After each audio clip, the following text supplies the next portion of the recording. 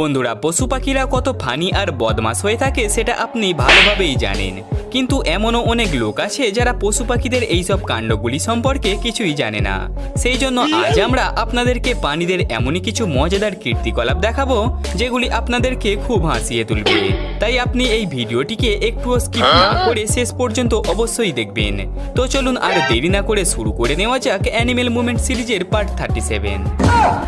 হায়নারা নিজেদেরকে শক্তিশালী প্রমাণ করার জন্য বারবার গন্ডারের সাথে পাঙ্গা নিয়ে নেয়, কিন্তু বেশিরভাগ সময়ে তাদেরকে এর খারাপ ফলটাই পেতে হয়। তেমনই কিছু কাণ্ড দেখতে পাচ্ছেন এই ক্লিপসটিতে, যেখানে এক হায়না লোভে পড়ে গন্ডারের পিছন শুকতে গিয়েছিল, কিন্তু তখনই গন্ডার বাবু তার সমস্ত সুগন্ধ হায়নার মুখে ছেড়ে দেয়, যার পরে বেচারা হায়নার অবস্থা একেবারে